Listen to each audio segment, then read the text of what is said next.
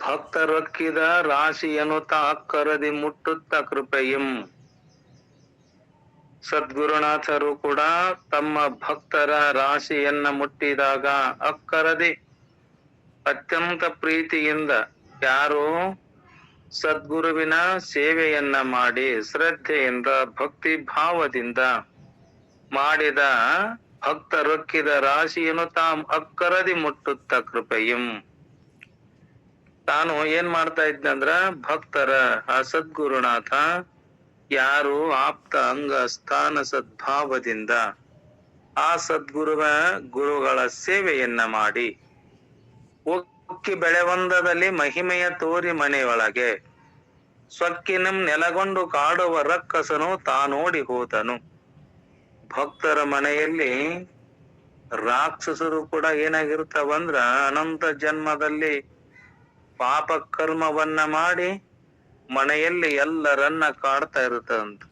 ಯಾವ ದೆವ್ವ ಪಿಸಾಚಿ ರಾಕ್ಷಸರು. ಬತ್ತಿ ಹೋಗಿತ್ತು ಭವದ ಕತ್ತಲೆ ಗುರುವಿನ ದಯದೆ. ಆ ಗುರುವಿನ ಕೃಪೆ ಆತಂದ್ರ ಅದಕ್ಕ ಹೇಳಿದ್ರಲ್ಲ, ಈಶ್ವರನ ಕೃಪೆ, ಗುರುವಿನ ಕೃಪೆ, ವೇದ ಕೃಪೆ, ಅಂತಃಕರಣ ಕೃಪೆ. ಇವು 4 ಕೃಪೆ ಆಗ್ಲೇಬೇಕಂತ ನಮ್ಮ ಜೀವನದೊಳಗ. ಒಂದಿರ್ಲಿಲ್ಲ ಅಂದ್ರೂ ಕೂಡ ಆತ್ಮದ ತತ್ವವನ್ನ, ನಮ್ಮ ಆತ್ಮದ ಅನುಭೂತಿಯನ್ನ ನಮಗ ಪಡ್ಕೊಳ್ಳಕ ಆಗುದಿಲ್ಲ. ಯಾಕಾಗುದಿಲ್ಲ? ಅಂತಃಕರಣ ಪರಿಪಕ್ವ ಎಲ್ಲಿವರೆಗೆ ಆಗುದಿಲ್ಲ ಅಲ್ಲಿವರೆಗೆ ನಾವು ಸುತ್ತಬೇಕಾಕತ್ತಂತ. ಇನ್ನ ನಮ್ಮ ಜೀವನ ಪರಮಾತ್ಮನ ಸ್ವರೂಪ ಕೂಡಿಲ್ಲ, ಗುರುವಿನ ಸೇವೆಯನ್ನ ಮಾಡಿಲ್ಲ, ಬರೇ ಭೋಗ ಭಾಗ್ಯಗಳಲ್ಲಿ ನಮ್ಮ ಮನಸ್ಸು ಇತ್ತಂದ್ರ, ಈ ದೇಹವನ್ನ ಬಿಟ್ಟಿವಿ ಅಂದ್ರ ಏನಾಗತಿ? ನಮ್ಮ ದೇಹ ತಯಾರಾಗಿರುವುದಿಲ್ಲಂತ. ಈ ದೇಹವನ್ನ ಬಿಟ್ಟಾಗ ಏನೋ ಅಪಘಾತಗಳಾಗಿ ಏನೋ ತನ್ನ ಜೀವನದೊಳಗ ದುಃಖವನ್ನ ಸಹಿಸಲಾರದ ಈ ದೇಹ ನನಗ ಬೇಡ ಅಂತ ಹೇಳಿ ಏನ್ ಮಾಡ್ತಾರ? ಒಂದಿಷ್ಟು ಮಂದಿ ಆತ್ಮಘಾತುಕವನ್ನ ಮಾಡ್ಕೊಳ್ತಾರ. ಅಂತವರಿಗೆ ದೇಹ ತಯಾರಾಗಿರುದಿಲ್ಲಂತ. ಆ ದೇಹ ತಯಾರಾಗ್ಲಾರ್ದಕ್ಕೆ ಏನಕ್ಕವ? ದೆವ್ವ ಪಿಸಾಚಿಯಾಗಿ, ಬ್ರಹ್ಮ ರಾಕ್ಷಸಾಗಿ, ಇನ್ನೊಬ್ಬರ ಜೀವನಕ್ಕ ಮುಳ್ಳು ಕಾಡಿ ಅವನು ಅಂತಿರ್ತಾವ. ಒಮ್ಮೆ ನೋಡ್ಬೇಕು, ದೇವ್ ಬಿಡ್ಕೊಂಡಾಗ ಇಲ್ಲ ನನ್ನ ಹೊಲ ಕಸ್ಕೊಂಡಾರ, ಮನಿ ಕಸ್ಕೊಂಡಾರ, ನನಗ ಕೊಡಬಾರದ ಕಷ್ಟಗಳನ್ನ ಕೊಟ್ಟು ನನ್ನ ಸಾಯ್ಸಾರಲ್ಲ, ಇವ್ರನ್ನ ಉಷ್ಟುನ್ನು ಮನಿ ಗುಡಿಚಾಪಿ ಮನ್ಯಾಗ ಯಾರನ್ನು ಇಲ್ಲಂಗ್ ಮಾಡ್ತೇನಂತ.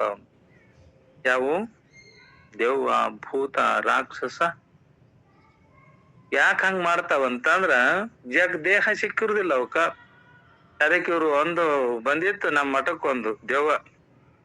ಏನಂತಿತ್ತು? ಇಲ್ಲ ಆಕಿನ ಹೋಗ್ತೇನೆ ಅಂತ. ಯಾಕೆ ಹೋಗ್ತಿ? ನನಗೇನ್ ಮಾಡ್ಯಾರ?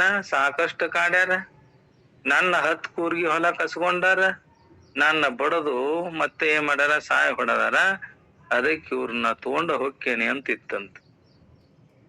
ಹೊಲಕ್ ಹೋಗಿ ಹೊಲ ನಾನ್ ತಗೊಂಡು ಕೆರೂರ್ಗ್ ಹೋಗಿ ಎತ್ತುಗಳು ತಗೊಂಬಂದು ಖರೀದಿ ಮಾಡಿ ಗಳೆ ನಾನ ಹುಡುತೇನಿ, ಹೊಲ ನಾನ ಬಿತ್ತತೇನಿ, ಬೆಳೆನ ನಾನ ಉಂತೇನಂತತಿ ದೆವ್ವ. ಯಾರಿಗೆ? ಕಣ್ಣಿಗೆ ಕಾಣಲಾರದ ದೆವ್ವ. ಯಾವ ಹೊತ್ತಿನಲ್ಲಿ ಹೆಂಗ ಕಾಡ್ತಾವ ಗೊತ್ತಿಲ್ಲ. ಅದಕ್ಕ ವಿಶುದ್ಧ ಸತ್ವನು ಯಾವ ಲೋಕವನ್ನ ಮನಸ್ಸಿನಿಂದ ಸಂಕಲ್ಪ ಮಾಡ್ತಾನಲ್ಲ, ಯಾವ ಕಾಮನೆಗಳನ್ನ ಬಯಸ್ತಾನಲ್ಲ, ಆಯಾ ಲೋಕವನ್ನ ಆಯಾ ಕಾಮನೆಗಳನ್ನ ಹೊಂತಾನಂತ. ಅದಕ್ಕ ವಿಭೂತಿ ಬಯಸುವವನು ಆತ್ಮಜ್ಞಾನಿಯನ್ನ ಪೂಜಿಸಬೇಕು. ನಮ್ಮ ಆತ್ಮದ ತತ್ವವನ್ನ ನಾವು ತಿಳ್ಕೊಬೇಕಾತಂದ್ರ ಯಾರನ್ನ ಪೂಜನೆ ಮಾಡಬೇಕು? ಸದ್ಗುರುವಿನನ್ನ. ಆತ್ಮ ಸ್ವರೂಪ ಆತ್ಮದ ತತ್ವವ ತಿಳಿದುಕೊಂಡು ಅದೇ ಆತ್ಮದ ವೃತ್ತಿಯಲ್ಲಿ ಸದಾ ಇರತಕ್ಕಂಥ ಅಂತ ಸದ್ಗುರುಗಳಿಗೆ ನಾವು ಶರಣಾಗತರಾಗಿ ಅವರು ಹೇಳಿದ ವಾಕ್ಯದಂತೆ ಸದಾ ಅಲ್ಲೇ ಇರ್ಬೇಕಂತಾರ. ವಿಶುದ್ಧ ಸತ್ವನು ಅಂದ್ರ ಮನಸ್ಸನ್ನ ಪರಿಶುದ್ಧ ಮಾಡಿಕೊಂಡವನು. ತನ್ನ ಮನಸ್ಸು, ಬುದ್ಧಿ, ಚಿತ್ತ, ಅಹಂಕಾರ ಎಲ್ಲವೂ ಏನಾಗ್ಯಾವಂದ್ರ ಮನಸ್ಸು, ಅಂತಃಕರಣ, ಬೆಳಗಿದ ಪಾತ್ರೆಯಂತೆ. ಏನ್ ಕೊಡನ ಹುಬ್ಬಳ್ಳಿ ಕೊಡ, ಏನ ಥಳ ಥಳ ಹುಡುಕ್ತತೆ ಕೊಡ ಅಂತ ಹೇಳ್ಯಾರಲ್ಲ. ಯಾಕ ಶಿವ ಶಿಶುನಾಳ ಸರೀಫರು ಕೂಡ ಆ ಸಿದ್ಧಾರೂಢ ಶಿವಯೋಗಿಗಳನ್ನ ನೋಡಿ ಏನ್ ಕೊಡ ಹುಬ್ಬಳ್ಳಿ ಮಠದ ಚಂದುಳ್ಳ ಕೊಡ ತೆಕ್ಕಿಲ್ಲ ಬೆಳೆದಿಲ್ಲ ಥಳ ಥಳ ಹೊಳತದಂತ ಹೇಳ್ಯಾರ. ಅವರು ಶುದ್ಧ ಆದಂತ ಸದ್ಗುರುನಾಥರು. ಹಂಗ ಯಾರಕ್ಕರ ಶಿವಾನಂದ ಯತೀಶ್ವರರು ಕೂಡ ಪರಿಶುದ್ಧವಾದವರು. ಅಂಥವರ ಮನದ ಸಂಕಲ್ಪ ಎಲ್ಲ ಏನಾಗ್ಯಾವ, ಈಡೇರ್ತ ಬಂತ. ಪರಲೋಕದ ಸುಖ ಆಗಲಿ ಈ ಲೋಕದ ಸುಖ ಆಗಲಿ ಬೇಕಾಗಿ ಇರುವುದಿಲ್ಲ. ಯಾರಿಗೆ? ಮನಸ್ಸು ಶುದ್ಧಿ ಆದವನಿಗೆ, ಅಂತಃಕರಣ ಪರಿಪಕ್ವ ಆದವನಿಗೆ. ಆದರೆ ಬೇರೆ ಯಾರಾದರೂ ಅದಕ್ಕಾಗಿ ಹಂಬಲಿಸಿ ಅದನ್ನ ಪಡೆಯಬೇಕೆಂಬ ಇವನಲ್ಲಿ ಪ್ರಾರ್ಥಿಸಿದರೆ ಅವ ಏನ್ ಮಾಡ್ತಾನ, ಇವರಿಗೆ ಸಿಗಲಿ ಅಂತ ಸಂಕಲ್ಪ ಮಾಡಿದರೆ ಇವರಿಗೆಲ್ಲಾ ಸಿಗುತ್ತದಂತ. ಆತ್ಮದ ಸ್ವರೂಪವನ್ನ ತಿಳಿದುಕೊಂಡು ತನ್ನ ಆತ್ಮದ ಅನುಭೂತಿಯಲ್ಲಿ ಸದಾ ಇರತಕ್ಕಂಥ ಭಕ್ತರು ಹೋಗಿ ಬೇಡಿದಾಗ ದೃಷ್ಟ ಫಲವನ್ನ ಕೊಡುವ ಶಕ್ತಿ ಆ ಸದ್ಗುರುನಾಥನಿಗಿದೆ. ಅದೃಷ್ಟ ಫಲವನ್ನ ಕೊಡುವ ಶಕ್ತಿ ಕೂಡ ಆ ಸದ್ಗುರುನಾಥನಿಗಿದೆ ಅಂತ. ಅದಕ್ಕ ಹಂತ ಭೋಗ ಐಶ್ವರ್ಯ ಸಂಪತ್ತನ್ನ ಬಯಸುವರೋ ಅವರು ಆತ್ಮಜ್ಞಾನಿಯನ್ನ ಪೂಜಿಸಬೇಕೆಂದು ಕೂಡ ಉಪನಿಷತ್ತು ಹೇಳ್ತಿದೆ. ಮತ್ ಯಾರು ಆಧ್ಯಾತ್ಮಿಕ ಜೀವನದ ಸತ್ಯವನ್ನ ಆತ್ಮಜ್ಞಾನವನ್ನ ಪಡೆಯಬೇಕೆಂದು ಬಯಸ್ತಾರಲ್ಲ ಅವರು ಕೂಡ ಇಂತಹ ಜ್ಞಾನಿ ಗುರುಗಳನ್ನ ಪೂಜಿಸ್ತಾರೋ, ಅವರ ಸೇವೆಯನ್ನ ಮಾಡ್ತಾರೋ ಅವರಿಗೆ ಆ ಮಹಾಗುರುಗಳು ಸಂಕಲ್ಪ ಮಾಡಿದರೆ ಸಾಕು ಅವೆಲ್ಲ ಪ್ರಾಪ್ತಿ ಅಕ್ಕವಂತ. ನಾವು ಶ್ರದ್ಧೆಯಿಂದ ಭಕ್ತಿಯಿಂದ ಮನಸ್ಸನ್ನ ಸ್ವಚ್ಛ ಮಾಡಿಕೊಂಡು ನಮ್ಮ ಅಂತಃಕರಣ ಪರಿಪಕ್ವ ಮಾಡಿಕೊಂಡು ಆ ಸದ್ಗುರುನಲ್ಲಿ ಪ್ರಾರ್ಥನೆ ಮಾಡಿದಾಗ ಅವನಲ್ಲಿ ಬೇಡಿದಾಗ ಏನ್ ಕೊಡುವ ಶಕ್ತಿ? ಕಾಮಧೇನು ಇದ್ದಂತೆ. ಯಾರು? ಆ ಸದ್ಗುರುನಾಥ. ನಾವೇನ್ ಬೇಡ್ತೇವಲ್ಲ ಬೇಡಿದ್ದನ್ನ ಕೊಡುವ ಶಕ್ತಿ ಸಾಮರ್ಥ್ಯ ಎಲ್ಲೈತಿ? ಆ ಸದ್ಗುರುನಾಥನಲ್ಲಿ ಇದೆ. ಅದಕ್ಕ ಸಂಕಲ್ಪ ಮಾಡಿದ್ರೆ ಸಾಕು ಅವೆಲ್ಲ ನಮಗ್ ಪ್ರಾಪ್ತಿ ಅಕ್ಕವಂತ. ಈಶ್ವರನಿಗಿಂತಲೂ ಜ್ಞಾನಿಗಳು ಶ್ರೇಷ್ಠರಂತ ಶಾಸ್ತ್ರದಲ್ಲಿ ವರ್ಣನೆ ಮಾಡ್ಯಾರ. ಯಾಕೆ ಈಶ್ವರನಿಗಿಂತ ಜ್ಞಾನಿಗಳು ಶ್ರೇಷ್ಠ ಅಂತ ಹೇಳ್ಯಾರ? ಅವರಲ್ಲಿ ದೃಷ್ಟ ಫಲ ಅದೃಷ್ಟ ಫಲ ಎರಡು ಸಿಗುವಂತದ್ದಾಗಿದೆ. ಯಾರಲ್ಲಿ? ಆ ಸದ್ಗುರುಗಳಲ್ಲಿ. ಆ ಸದ್ಗುರುವಿನ ಸೇವೆಗಳನ್ನ ಮಾಡೋಣದರಿಂದ ದುಷ್ಟ ಫಲ ಮತ್ತು ಅದೃಷ್ಟ ಫಲ ಎರಡು ಫಲ ಸಿಗ್ತಾವಂತ. ಯಾಕ? ಶ್ರುತಿ ಶಾಸ್ತ್ರ ಕೂಡ ಮಹಾನುಭಾವರ ಅನುಭವ ಐತಂತದು. ಸದ್ಗುರುನಾಥ ನೀನ್ ಹೆಂಗದೆ? ಆ ಈಶ್ವರನಕ್ಕಿಂತಲೂ ಶ್ರೇಷ್ಠನಾಗಿದ್ದೀಪ ನೀನು. ಸಮಸ್ತ ಭಕ್ತರ ಉದ್ಧಾರಕ್ಕಾಗಿಯೇ ನಿನ್ನ ಅವತಾರ ಆಗಿದೆ. ಈ ಸದ್ಗುರುಗಳ ನಮಗೆ ಸಿಗಬೇಕಾದ್ರ ಸತ್ಪುರುಷರು ಸಂತರು ಶರಣರು ಅವರು ನಮಗ್ ಸಿಗಬೇಕಾದ್ರ ನಾವು ಕೂಡ ಪುಣ್ಯ ಮಾಡ್ಯಾವಂತೇಳಿ ಅಂತವ್ರು ನಮಗ್ ಸಿಕ್ಕಾರಂತ. ನಮ್ಮ ಪುಣ್ಯ ಇಲ್ಲ, ನಮ್ಮ ಬರೇ ಪಾಪದಿಂದ ಕೂಡಿದ ಮನಸ್ಸು ಬುದ್ಧಿ ಚಿತ್ತ ಅಹಂಕಾರ ಬರೇ ಅದರಲ್ಲಿ ವಿಷಯ ಕಡೆ ಇತ್ತಂದ್ರ ಅಂತ ಮಹಾತ್ಮರು ಸಿಗುವುದು ಬಹಳ ಕಷ್ಟಕರ.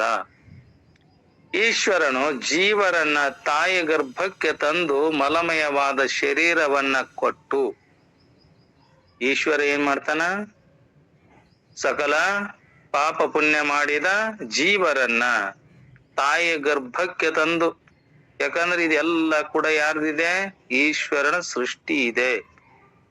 ಇದು ವ್ಯಷ್ಟಿ ಪ್ರಪಂಚ ಜೀವಂದ ಐತಂದ್ರ ಸಮಷ್ಟಿ ಪ್ರಪಂಚ ಈಶ್ವರಂದ ಐತಂದ್ರ ಜೀವರನ್ನ ತಾಯಿ ಗರ್ಭಕ್ಕೆ ತಂದು ಮಲಮಯವಾದ ಶರೀರವನ್ನ ಕೊಟ್ಟು ಮನ ಇಂದ್ರಿಯಗಳನ್ನ ಹೊರಮುಖ ಮಾಡಿ, ನಮ್ಮ ಮನಸ್ಸು ನಮ್ಮ ಇಂದ್ರಿಯಗಳು ಏನ್ ಮಾಡ್ಯಾನವ ಈಶ್ವರ ಹೊರಮುಖವಾಗಿ ಇಟ್ಟು ಈ ಜನನ ಮರಣ ರೂಪ ಸಂಸಾರ ಚಕ್ರದಲ್ಲಿ ಹಾಕಿ, ಯಾರು ಹಾಕ್ಯಾರ? ಜನನ ಮತ್ತು ಮರಣ ರೂಪ ಸಂಸಾರ ಚಕ್ರದಲ್ಲಿ ಹಾಕಿದವರು ಯಾರು? ಆ ಈಶ್ವರ.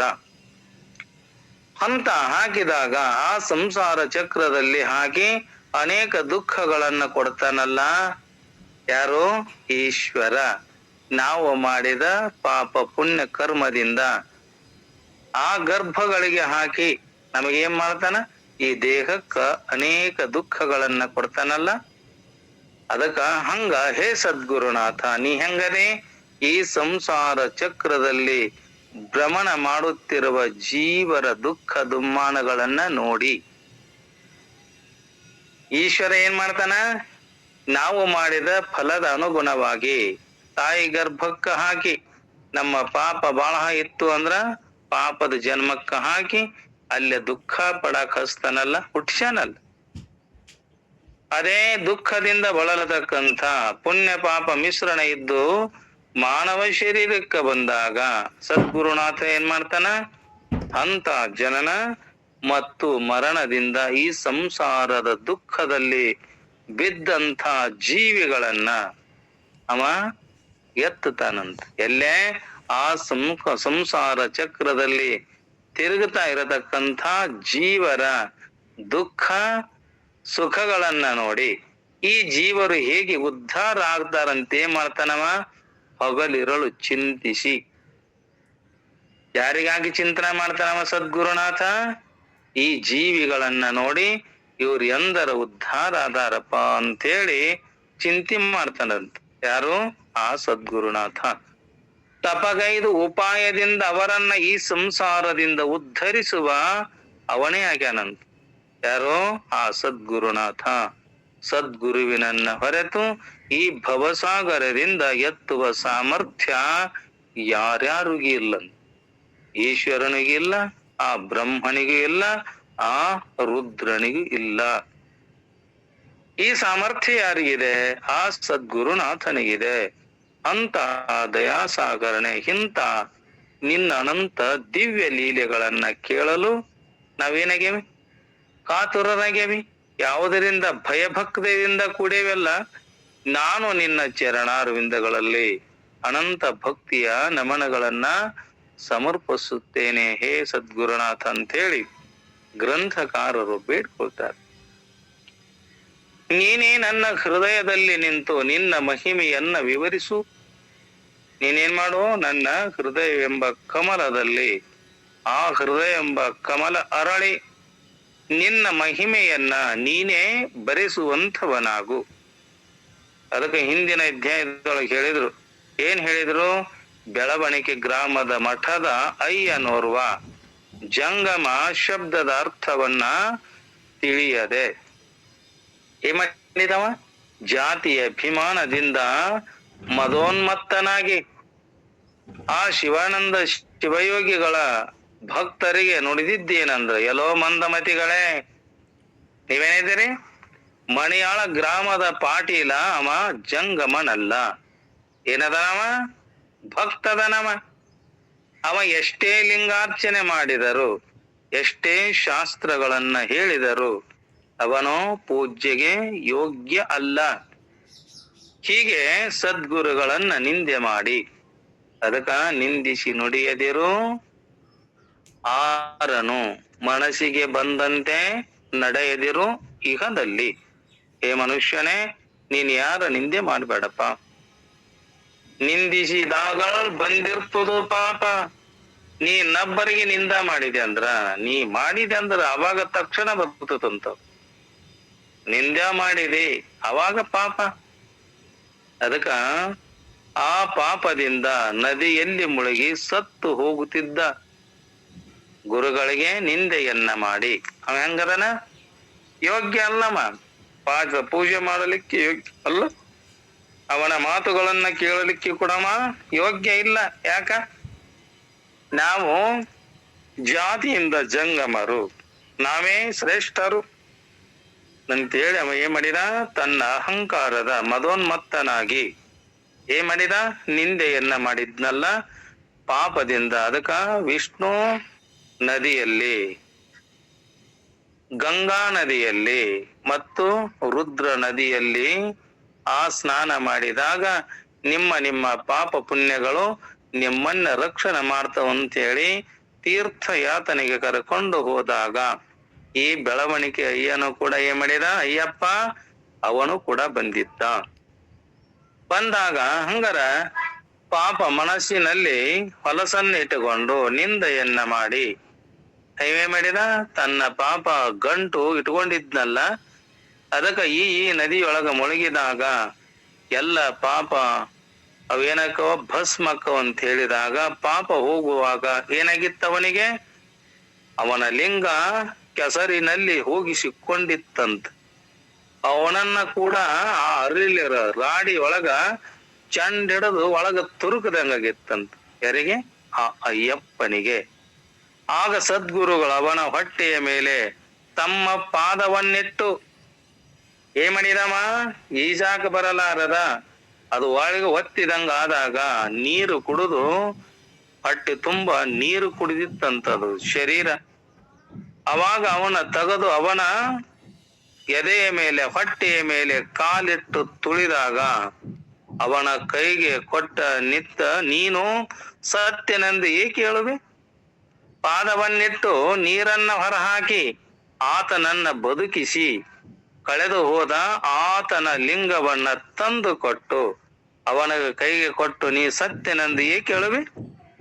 ಅವೇನ, ಅಯ್ಯೋ ನಾ ಸತ್ಯ, ನನ್ನ ಲಿಂಗ ಇಲ್ಲ, ನನ್ನ ನೀರಿನಲ್ಲಿ ಮುಳುಗಿದಾಗ ರೊಜ್ಜಿನಲ್ಲಿ ಸಿಕ್ಕೊಂಡಾಗ ನೀರು ಕುಡಿದಾಗ ಲಿಂಗ ಆ ಕೆಸರಿನಲ್ಲಿ ಮುಳುಗಿತ್ತಂತೇಳಿ ಮಾಡಿದ, ನಾ ಸತ್ಯೋ ಅಂದ. ಯಾಕ? ಲಿಂಗ ಪೂಜೆ ಮಾಡಲಾರದ ಅನ್ನ ನೀರು ಕುಡಿಯುವ ಹಾಗಿಲ್ಲ. ಜಂಗಮನು ಹುಟ್ಟು ಸಾವುಗಳಿಂದ ರಹಿತನಾಗ್ತಾನಂತ ಅವನಿಗೆ ಜಂಗಮದ ಲಕ್ಷಣವನ್ನ ಹೇಳಿದಾಗ ಅವ ಸದ್ಗುರುಗಳ ಪಾದಗಳಿಗೆ ನಮಸ್ಕರಿಸಿ ಕ್ಷಮೆಯನ್ನ ಕೇಳಿನಲ್ಲ, ಹಿಂದಿನ ಕೇಳೇನವ, ಹೇ ಸದ್ಗುರುನಾಥ, ನನ್ನ ಲಿಂಗವನ್ನು ಕೊಟ್ಟಿರಿ, ನಾನು ಸತ್ತವನನ್ನು ಕೂಡ ನೀವು ಬದುಕಿಸಿದಿರಿ ಅಂತ ಬೇಡಿಕೊಂಡ.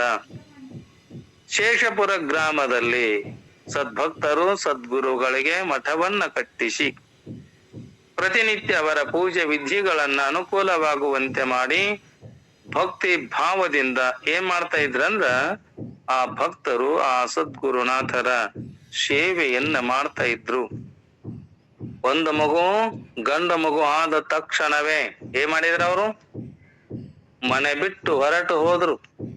ಅವಾಗ ಕೇಳ್ತಾರ, ರಾಜನು ಕೇಳಿದ್ನಲ್ಲ, ಸುತ್ತಮುತ್ತಲಿನ ಊರಿನ ಗ್ರಾಮಸ್ಥರು ಕೂಡ ಕೇಳ್ತಾರ, ಯಪ್ಪ ನಿಮ್ಮ ಮನೆಯಲ್ಲಿ ಸಿರಿ ಸಂಪತ್ತು ಸಾಕಷ್ಟಿದೆ, ಭೋಗ ಭಾಗ್ಯವು ಸಾಕಷ್ಟಿದೆ, ಸುಂದರಳಾದ ಹೆಂಡತಿ, ಮುದ್ದಾದ ಕುಮಾರ ಎಲ್ಲವನ್ನ ಇದ್ದರೂ ಕೂಡ ನೀವ್ ಯಾಕೆ ಬಿಟ್ಟು ಹೋಗುದೆ, ಏನ್ ನಿಮಗೆ ತೊಂದರೆ ಆಗಿತ್ತು ಅಂತ ಹೇಳಿದಾಗ ರಾಜನು ಕೂಡ, ರಾಮದುರ್ಗದ ರಾಜನಿಗೂ ಕೂಡ ಆ ಸುದ್ದಿ ಮುಟ್ಟಿದಾಗ ಫೌಜದಾರನ ಕಳಿಸಿದ್ನಂತ.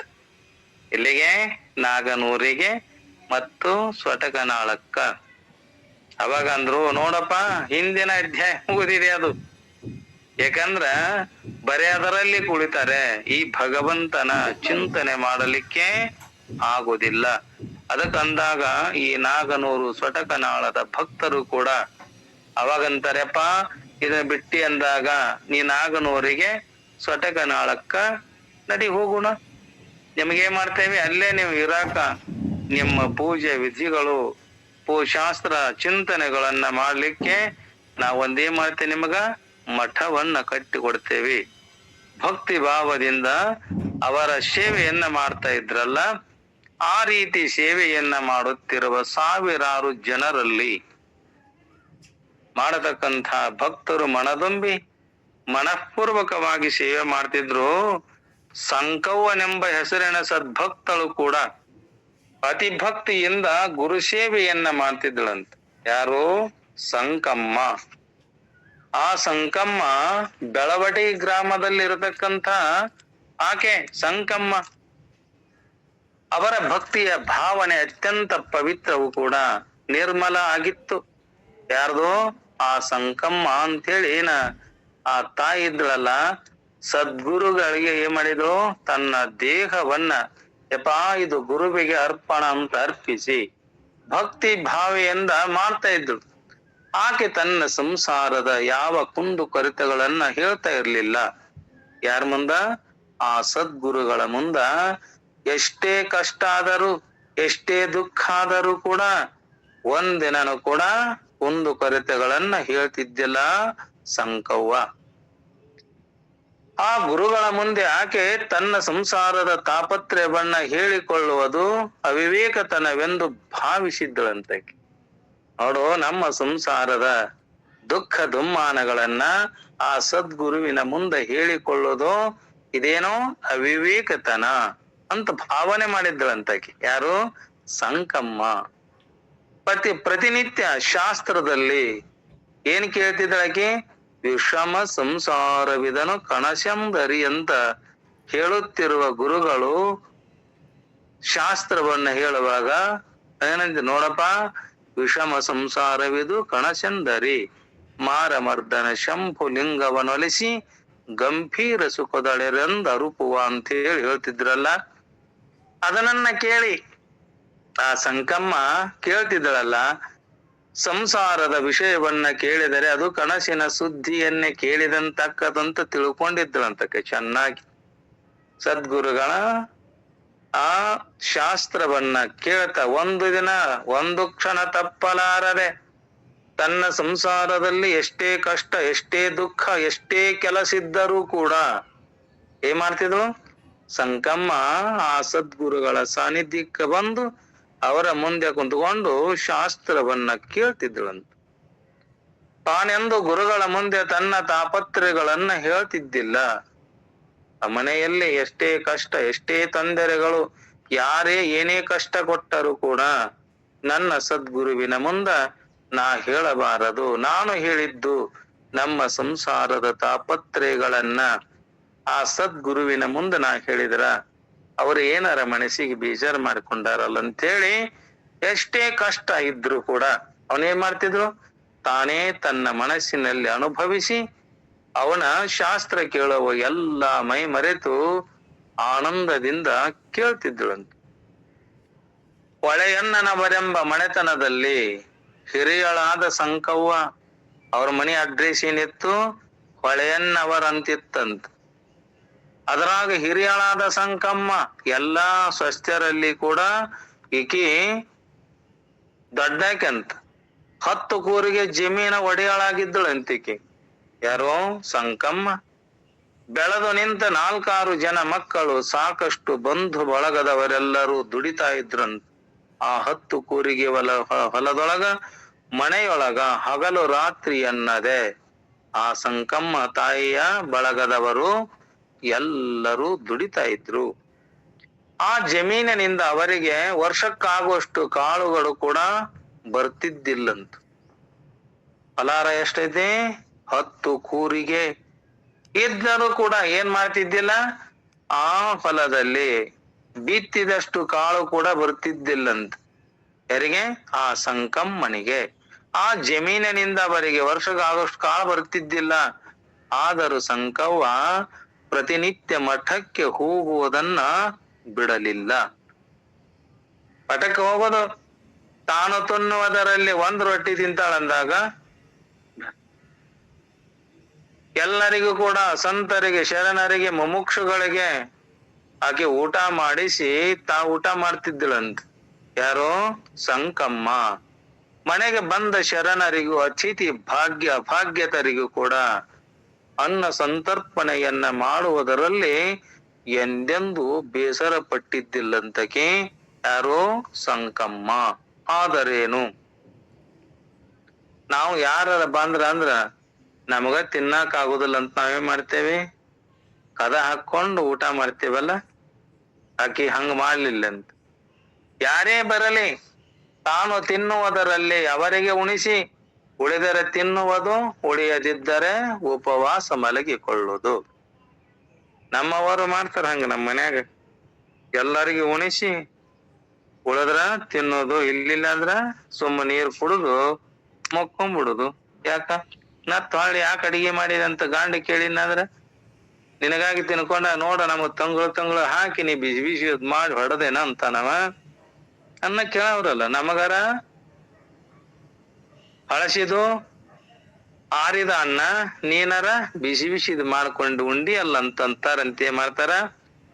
ಎಲ್ಲರಿಗೂ ಮಾಡಿದ ಅನ್ನವನ್ನ ಅಡಿಗೆಯನ್ನ ಉಣಿಸಿ ತಾವು ಎಷ್ಟೋ ಮಂದಿ ಏನ್ ಮಾಡ್ತಾರ ಅಂದ್ರ ಉಪವಾಸ ಮಲಗಿಕೊಳ್ಳೋರ್ನನ್ನ ನಾವೆಷ್ಟೋ ಮಂದಿ ನೋಡೇವಲ್ಲ. ಹರತನ್ನ ಭಕ್ತರ ತಿರಿವಂತೆ ಮಾಡುವ ಒರೆದು ನೋಡುವ ಸುವರ್ಣದ ಚಿನ್ನದಂತೆ. ಪರಮಾತ್ಮ ಏನ್ ಮಾಡ್ತಾನ? ತನ್ನ ಭಕ್ತರನ್ನ ತಿರಿವಂತೆ ಮಾಡುವ, ಏನಂತಾನ? ತಿರುಗಿಸಿ ಪರೀಕ್ಷೆ ಮಾಡ್ತಾನಂತ. ಈಗ ಬಂಗಾರ ಸುವರ್ಣಕಾರ ಏನ್ ಮಾಡ್ತಾನ? ಬಂಗಾರವನ್ನ ತಾನೇ ಕೊಟ್ಟಾನ ಕರೆ, ತಾ ಕೊಟ್ಟ ಬಂಗಾರವನ್ನ ತಾನು ಮರಳಿ ತೆಗೆದುಕೊಳ್ಳುವಾಗ ಏನ್ ಮಾಡ್ತಾನ ಅದನ್ನ? ಇದು ಡೂಪ್ಲಿಕೇಟ್ ಐತೋ ಅಥವಾ ಒರಿಜಿನಲ್ ಐತಂತ ಹೊರಗಲ್ಲಿಗೆ ಹಚ್ತಾನಲ್ಲ, ಅದರಂತೆ ಹರತನ್ನ ಭಕ್ತರ ತಿರುವಂತೆ ಮಾಡುವ ಒರೆದು ನೋಡುವ ಸುವರ್ಣದ ಚಿನ್ನದಂತೆ, ಅರೆದು ನೋಡುವ ಚಂದನದಂತೆ. ಚಂದನ ಅಂದ್ರ ಶ್ರೀಗಂಧದ ಕಟ್ಟಿಗೆ. ಆ ಶ್ರೀಗಂಧದ ಕಟ್ಟಿಗೆಯನ್ನ ಅದರಲ್ಲಿ ಒಳಗೊಂದು ಕಿಚ್ಚಿರ್ತದ, ಕಿಚ್ಚು. ಆ ಕಿಚ್ಚನ್ನ ನೀರ್ ಹಾಕಿ ಕಲ್ಲಿಗೆ ತೆರೆದಾಗ ಅದರಲ್ಲಿ ಸುವಾಸನೆ ಹುಟ್ಟುತ್ತಲ್ಲ, ಸುಗಂಧ ಹುಟ್ಟುತ್ತಲ್ಲ. ಆ ಚಂದನವನ್ನ ಶರೀರಕ್ಕೆ ಹಚ್ಚಿಕೊಂಡ್ರ ಇಡೀ ಶರೀರವೇ ತಂಪಕ್ಕತಂತ.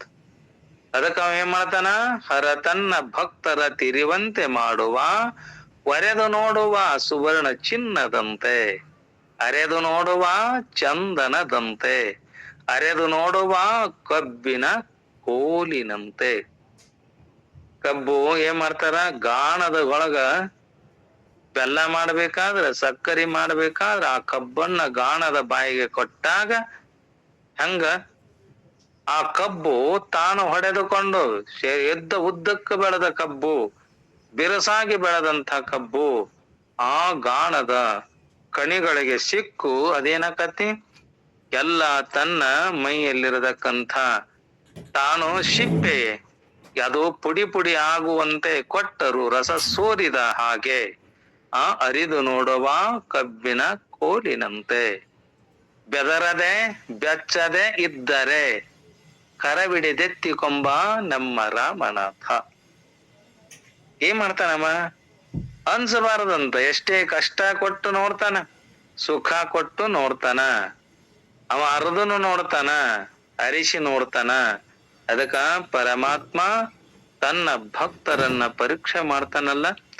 ಪರೀಕ್ಷೆ ಶಾಲೆಯಲ್ಲಿ ಹೆಸರು ಹಚ್ಚಿದ ವಿದ್ಯಾರ್ಥಿಗಳೇ ಇರ್ತಾರಲ್ಲದೆ ದನ ಕಾಯೋರು ಇರ್ತಾರೇನು? ಈಗ ಶಾಲೆಗೆ ಹೋಗ್ಯಾರಲ್ಲ, ಶಾಲೆಗೆ ಹೋದ ಪರೀಕ್ಷೆಯನ್ನ ಬರೆಯುವ ವಿದ್ಯಾರ್ಥಿಗಳದಾರಲ್ಲ, ಅಲ್ಲಿ ದನ ಕಾವರು ಇರ್ತಾರೆ. ಎಲ್ಲೇ? ಶಾಲೆ ಒಳಗ.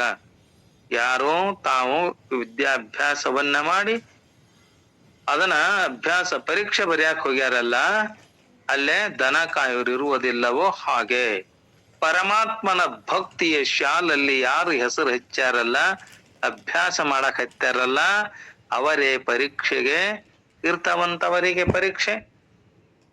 ಯಾರು ಪರಮಾತ್ಮ ಹೆಂಗ್ ಮಾಡ್ತಾನ? ಯಾವ ಸಂದರ್ಭದೊಳಗ ಕೊಟ್ಟು ನೋಡ್ತಾನಂತ, ಕಸಿದುಕೊಂಡು ನೋಡ್ತಾನಂತ. ಎದರಂತೆ? ತಿರಿವಂತೆ, ಸುವರ್ಣದಂತೆ ಒರೆದು ನೋಡುವ, ಒರೆಗಲ್ಲಿಗೆ ಹಚ್ತಾನಂತ, ತಿಕ್ಕಿ ನೋಡ್ತಾನಂತ. ಎದರಂತೆ? ಶ್ರೀಗಂಧದ ಕೊರಡಿನಂತೆ, ಕಬ್ಬಿನ ಕೋಲಿನಂತೆ ತನ್ನ ಭಕ್ತರನ್ನ ಪರೀಕ್ಷೆ ಮಾಡ್ತಾನಂತ. ಅದಕ್ಕೆ ನಾವು ನಿತ್ಯ ಲಿಂಗಾರ್ಚನೆ ಮಾಡ್ತೇವಲ್ಲ, ದೇವಸ್ಥಾನಕ್ಕೆ ಹೋಗ್ತೇವಲ್ಲ, ಗುರುಗಳ ಮಠಕ್ಕೆ ಹೋಗಿ ಸೇವೆ ಮಾಡ್ತೇವಲ್ಲ, ನಮ್ಮಂಥವರಿಗೆ ಏಕೋ ಈ ನಷ್ಟ ಕಷ್ಟಗಳು ಬರ್ತಾವ. ಎಷ್ಟೋ ಬರ್ತಾವ. ಎಷ್ಟೋ ಜನರು ಏನ್ ಮಾಡ್ತಾರ? ಆ ಮಾರ್ಗವನ್ನ ಬಿಡ್ತಾರ.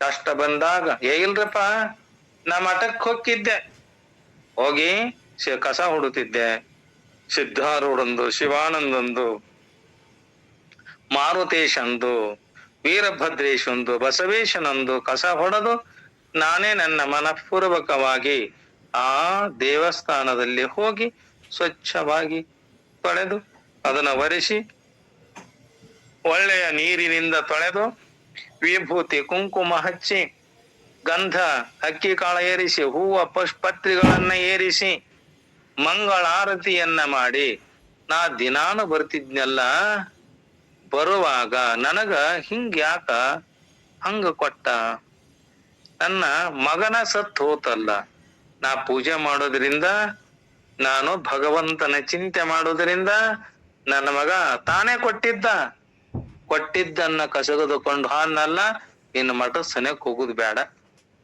ದೇವಸ್ಥಾನಕ್ಕೆ ಹೋಗುದು ಬೇಡ, ಕೊಟ್ಟ ಮಗನನ್ನ ಕಸದುಕೊಂಡು ಹೋಗ್ಯಾನಂದಾಗ ಎಲ್ಲವನ್ನ ಬಿಟ್ಟು ಕುಂದಿರ್ತೇವಲ್ಲ, ಇದೇನಲ್ಲ, ಇದು ನಿಜವಾದ ಭಕ್ತಿ ಅಲ್ಲ. ಮಠಕ್ಕೆ ಹೋಗಿ, ಎಲ್ಲಾ ದೇವಸ್ಥಾನಕ್ಕೆ ಹೋಗಿ ಎಷ್ಟೇ ನಷ್ಟ ಕಷ್ಟಗಳು ಬರ್ತಾವಲ್ಲ, ಎಷ್ಟೋ ಜನರ ಮಾರ್ಗವನ್ನ ಬಿಡ್ತಾರ. ಈ ಪರೀಕ್ಷೆಗಳೇಕೆ ಬರ್ತಾವಂದ್ರ, ಶಾಲೆಯನ್ನ ಬಿಟ್ಟರೆ ಅದು ಮೂರ್ಖತನವಲ್ಲದೆ ಜಾಣತನವೆಂದೆನಿಸಲಾರದು. ಈಗ ವಿದ್ಯಾರ್ಥಿ ತನ್ನ ಜೀವನದಲ್ಲಿ ಅಭ್ಯಾಸವನ್ನ ಮಾಡಿ ತಾನು ಅದರೊಳಗ ಪಾಸ್ ಅನ್ನಂದ್ರ ಜೀವನ ಸುಖ. ಅದರಂತೆ ಪರಮಾತ್ಮನ ಶಾಲೆಯಲ್ಲಿ ನಾವೇನ್ ಮಾಡ್ಬೇಕು, ಎಂತ ಪರೀಕ್ಷೆ ಬಂದರೂ ಕೂಡ, ಪ್ರಾಣ ಹೋದರೂ ಸರಿ, ನನ್ನ ಸದ್ಗುರುವಿನ ಸೇವೆಯನ್ನಾಗಲಿ, ಮಾರುತೇಶ್ವರನ ಸೇವೆಯನ್ನಾಗಲಿ, ಶಿವಾನಂದರ ಸೇವೆಯನ್ನಾಗಲಿ, ಸಿದ್ಧಾರೂಢರ ಸೇವೆಯನ್ನಾಗಲಿ, ಬಸವೇಶನ ಸೇವೆಯನ್ನಾಗಲಿ, ಎಷ್ಟೇ ಪರೀಕ್ಷೆ ಬರಲಿ, ಆ ಶಾಲೆಯಲ್ಲಿ ನಾವು ಪಾಸ್ ಆದೀವಿ ಅಂದ್ರ ನಮ್ಮಂತ ಜಾಣರು ಜೀವನದಲ್ಲಿ ಯಾರು ಇಲ್ಲ. ಇದು ಜೀವವೆಂದರೆ ಹೋರಾಟ ಅಲ್ಲವೇ? ಭಕ್ತಿ ಎಂಬುದು ಸ್ವರ್ಗ ವಿಲಾಸ ಭೋಗವೆಂದು ತಿಳಿಯುವುದು ಅಲ್ಪರ ತಿಳುವಳಿಕೆ. ಯುದ್ಧಕ್ಕೆ ಹೋಗುವ ಸೈನಿಕ ಮೈಯಲ್ಲಿ ಚಿಲಕತ್ತ ತೊಟ್ಟು, ಕೈಯಲ್ಲಿ ಖಡ್ಗ ಡಾಲುಗಳನ್ನ ಹಿಡಿದು ಧೈರ್ಯ ಸಾಹಸದಿಂದ ಯುದ್ಧ ಭೂಮಿಗೆ ಹೋಗುವಂತೆ ನಾವೇನ್ ಮಾಡ್ಬೇಕು, ಭಕ್ತನಾದವ ಭಕ್ತಳಾದವಳು ಶಾಂತಿ ಸೈರಣೆಗಳೆಂಬ ಚಿಲಕತ್ತ ಧರಿಸಿ, ಸತ್ಯ ಶ್ರದ್ಧೆಗಳೇ ಭಕ್ತಿಗಳೆಂಬ ಖಡ್ಗ ಡಾಲುಗಳನ್ನ ಹಿಡಿದು, ಜೈಶಂಕರ ಎಂದು ಧೈರ್ಯ ಸಾಹಸಗಳಿಂದ ಭಗವಂತನೊಡನೆ ಹೋರಾಡಲು ಭಕ್ತಿ ಎಂಬ ರಣಕ್ಕೆ ಹೋಗಬೇಕು. ಎದಕ್ ಹೋಗ್ಬೇಕು? ಭಕ್ತಿ ಎಂಬ ರಣಕ್ಕೆ ಯುದ್ಧ ಮಾಡಕ್ ಹೋಗ್ಬೇಕಂತ. ಯಾರು ನಿಜವಾದ ಭಕ್ತರದರಲ್ಲ ಅವರೆಲ್ಲರೂ ಜಂಬೂ ದ್ವೀಪ ನವಖಂಡ ಪೃಥ್ವಿಯೊಳಗೆ ಕೇಳಿರಯ್ಯ ಎರಡಾಳಿನ ಭಾಷೆಯ, ಕೊಲುವೆನೆಂಬ ಭಾಷೆ ದೇವನದು, ಗೆಲುವೆನೆಂಬ ಭಾಷೆ ಭಕ್ತನದು, ಸತ್ಯವೆಂಬ ಕೂರಲಗನೆ ತಳೆದುಕೊಂಡು ಸದ್ಭಕ್ತರು ಗೆದ್ದರು ಕಾಣ ಕೂಡಲ ಸಂಗಮ ದೇವ. ಈ ಭೂಮಿಯನ್ನ ಸಪ್ತ ದ್ವೀಪಗಳನ್ನಾಗಿ, ಅದರಲ್ಲಿ ಒಂದಾದ ಈ ಜಂಬೂ ದ್ವೀಪವನ್ನ ಏನಂದಾರ, ನವಖಂಡವನ್ನಾಗಿ ಭಾವಿಸುವುದು ಒಂದು ಪರಂಪರೆ. ಹಾಗೆ 84 ಲಕ್ಷ ಜೀವರಾಶಿಗಳಲ್ಲಿ ಈ ಮಾನವ ಜೀವನ ಒಂದು ರಣರಂಗ. ನಾವೆಲ್ಲರೂ ಏನಾಗೇವಂದ್ರ ಈ ರಣರಂಗ ಯುದ್ಧಕ್ಕೆ ನಾವೆಲ್ಲರೂ ಇಳಿದೇವಂತೀಗ. ಇಲ್ಲಿ ಕೊಲ್ಲುವ ಗೆಲ್ಲುವ ಶಕ್ತಿಗಳ ಹೋರಾಟ ಇವುಗಳನ್ನ ಎಡೆಬಿಡದೆ ನಡೆಯುತ್ತಲಿದೆ. ಇಲ್ಲಿ ಒಂದು ಶಕ್ತಿ ಜೀವನನ್ನ ಕೆಳಗೆ ಎಳೆಯಲು ಅವಣಿಸ್ತಾ ಇದೆ, ಇನ್ನೊಂದು ಶಕ್ತಿ ಅದನ್ನ ಮೇಲೆತ್ತಲು ಪ್ರಯತ್ನ ಮಾಡ್ತಾ ಇದೆ. ಈ ಎರಡರ ಸಂಘರ್ಷಣೆ ಜೀವನ. ಇಲ್ಲಿ ಕೊಲುವೆನೆಂಬ ಭಾಷೆ ದೇವನದು, ಅಂದ್ರ ಶಿವನನ್ನ ಆಶ್ರಯಿಸಿ ಕೆಲಸ ಮಾಡುವ ಅಶುದ್ಧ ಮಾಯೆ ಜೀವನನ್ನ ಬಂಧನಕ್ಕೆ ಒಳಪಡಿಸಲು ಯತ್ನಿಸ್ತಾ ಇದೆ. ಆದ್ರ ಶಿವನು ಹೆಂಗದ, ನಮ್ಮ ಶುದ್ಧ ಮಾಯ ಶಕ್ತಿ ನಮ್ಮ ಆಂತರ್ಯದಲ್ಲಿ ಭಕ್ತಿ ರೂಪ ತಾಳಿ ಜೀವನನ್ನ ಮುಕ್ತಿಯುತ್ತ ನಡೆಸ್ತಾ ಇದೆ. ಅಶುದ್ಧ ಮಾಯೆಗೆ ಕೊಲ್ಲುವ ಬಂಧಿಸುವ ಹವನಿಕೆ, ಎದಕ್ಕ? ಮಾಯೆಗೆ.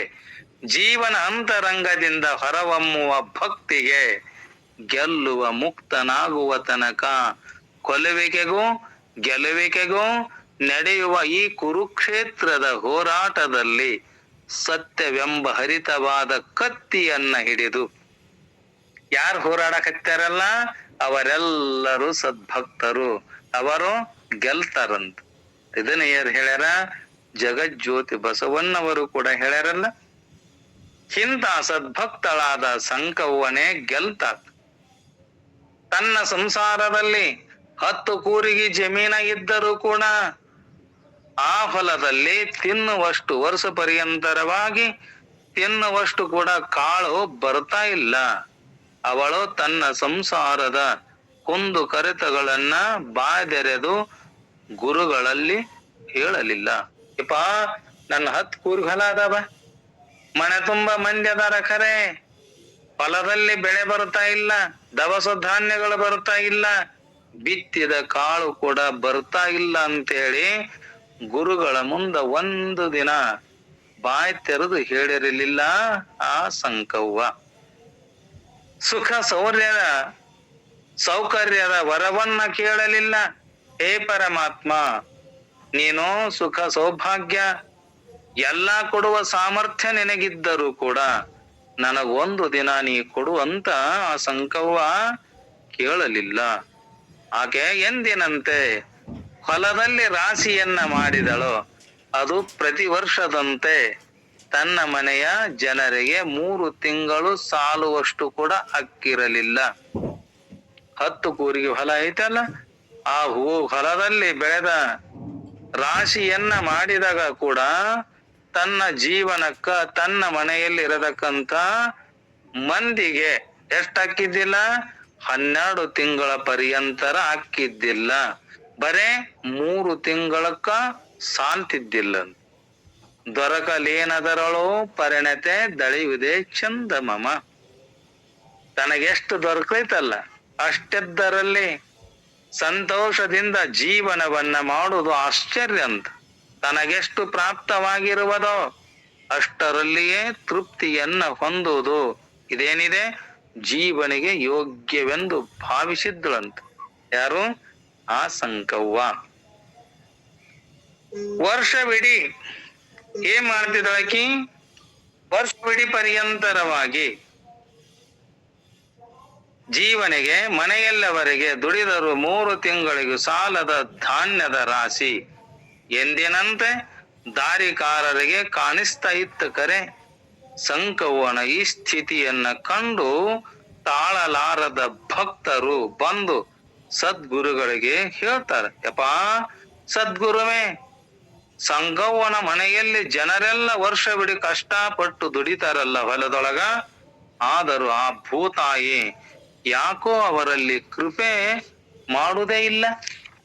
ಅವರು ಮಕ್ಕಳು ಮನೆಗಳು ಎಲ್ಲರೂ ಕೂಡ ಹಗಲು ರಾತ್ರಿ ಎನ್ನದೆ ದುಡಿತಾರ, ಆದರೂ ಕೂಡ ಏನಾಗ್ತಾ ಇಲ್ಲ. ಪ್ರತಿ ವರ್ಷದಂತೆ ಸಂಕವ್ವನ ಹೊಲದಲ್ಲಿ ಈ ವರ್ಷ ರಾಶಿ ಮಾಡ್ಯಾಳ ಖರೆ, ಆದ್ರ ಅದು ಅವರ ಮನೆಯ ಜನರಿಗೆ 3 ತಿಂಗಳು ಸಾಲ್ತಾ ಇಲ್ಲ.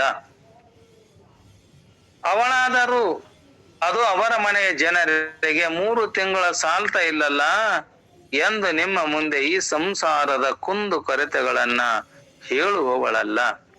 ಆ ಗುರುಗಳಿಗೆ ಬಂದು ಮನೆಯ ಮಗ್ಗಲದಲ್ಲಿ ಇರತಕ್ಕಂಥ ಜನರು ಶಿವಾನಂದ ಯತೀಶ್ವರರಿಗೆ ಹೇಳ್ತಾರೆ, ಯಪ್ಪಾ ನೀವಾದರೂ ಕೃಪೆ ಮಾಡಿ ನಿಮ್ಮ ಅಮೃತ ಹಸ್ತದಿಂದ ಅವಳ ರಾಶಿಯನ್ನ ಮುಟ್ಟಿದರೆ. ಯಾಕೆ ಏನ್ ಮಾಡ್ಯಾರ? ಹೊಲದಲ್ಲಿ ರಾಶಿ ಮಾಡ್ಯಾರಲ್ಲ, ಆ ರಾಶಿಯನ್ನ ನೀವು ಮುಟ್ಟಿದರೆ ಅವಳ ಸಂಕಷ್ಟ ಪರಿಹಾರವಾಗಿ ವರ್ಷವಿಡೀ ಆ ಮನೆಯವರು ಹೊಟ್ಟೆ ತುಂಬ ಉಣ್ಣುವಂತೆ ಆದೀತು ಎಂದು ನೆರೆಹೊರೆಯ ಭಕ್ತರು ಬಂದು ಆ ಸದ್ಗುರುಗಳಿಗೆ ಪ್ರಾರ್ಥನೆ ಮಾಡ್ತಾರೆ. ಸದ್ಗುರುಗಳ ಹೃದಯ ತುಂಬಿ ಬಂತಂತ. ಅದೇ ಲಿಂಗಾರ್ಚನೆಯನ್ನ ಮುಗಿಸಿ ಹೊರಬಂದು ಸದ್ಗುರುಗಳು ಸಂಕವ್ವನ ಹೊಲಕ್ಕೆ ಹೋಗಿ ಏನ್ ಮಾಡ್ತಾರ?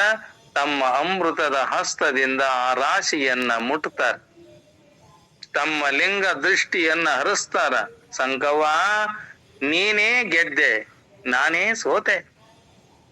ಶಿವಾನಂದ ಯತೀಶ್ವರ ಇದಂತಾರ, ಹೇ ಸಂಕವ್ವ ನೀನೇ ಗೆದ್ದೆ, ಸಂಸಾರದಲ್ಲಿ ಇದ್ದರೂ ಕೂಡ ನೀನೇ ಗೆದ್ದೆ, ನಾನೇ ಸೋತೆ ಅಂತ ಹೃದಯ ತುಂಬಿ ಹರಿಸ್ತಾರ. ಭಾವ ತುಂಬಿ ಆಶೀರ್ವದಿಸಿ ಮಠಕ್ಕೆ ಬರ್ತಾರ. ಮರುದಿನ ಬೆಳಿಗ್ಗೆ ಸಂಕವ್ವನ ಮನೆಯವರೆಲ್ಲ ಬಂದು ರಾಶಿಯನ್ನ ನೋಡಿ ಆಶ್ಚರ್ಯ ಪಡ್ತಾರ. ಇದೇನೋ ಶಿವನ ಲೀಲೆಯೋ, ಇದೋ ಗುರುವಿನ ಮಹಿಮೆಯೋ ತಿಳಿಯದಾಗಿದೆ. ರಾಶಿಯನ್ನ ತುಂಬಿದರು, 5-6 ಹಗೆಗಳು ತುಂಬಿದವು, ಹೆಚ್ಚಾಗಿ ಅಡಕಲ ಗಡಿಗೆಗಳು ತುಂಬಿದವು, ಮನೆಯಲ್ಲಿರುವ ಬುಟ್ಟಿ ಚೀಲಗಳೆಲ್ಲ ತುಂಬಿದರು. ಇದೇನು ಎಂದು ವಿಸ್ಮಯಳಾಗಿ ನಿಂತ ಸಂಗವ್ವನಿಗೆ ನೆರೆಹೊಲದ ಭಕ್ತರು ಹೇಳ್ತಾರ, ಸಂಕವ್ವ, ನಿನ್ನೆ ಸಾಯಂಕಾಲ ರಾಶಿಯನ್ನ ಮಾಡಿ ನೀವೆಲ್ಲ ಮನೆಗೆ ಬಂದಿರಲ್ಲ. ಮನೆಗೆ ಬಂದಾಗ ಸದ್ಗುರುಗಳು ಬಂದು ತಮ್ಮ ಶಿವಹಸ್ತವನ್ನು ಸ್ಪರ್ಶಿಸಿ ಏನ್ ಮಾಡ್ಯಾರ, ತಮ್ಮ ಲಿಂಗ ದೃಷ್ಟಿಯನ್ನ ಆ ರಾಶಿಯ ಮೇಲೆ ಬೀರ್ಯಾರ. ಅದಕ್ಕ ಆ ರಾಶಿ ಏನಾಗಿದೆ, 4-6 ಪಟ್ಟು ಬೆಳೆದಿದೆ. ಎಂದೆನದ ಸಂಕ ಓಡೋಡಿ ಬಂದು ಗುರುಗಳ ಪಾದಗಳಲ್ಲಿ ಸಾಷ್ಟಾಂಗ ಬೆರಗಿ ಕಣ್ತುಂಬ ನೀರು ತುಂಬಿ ಕೈ ಮುಗಿದು ನಿಂತಾಗ ಅವಳ ಕಂಠ ಬಿಗದಿತ್ತಂತ.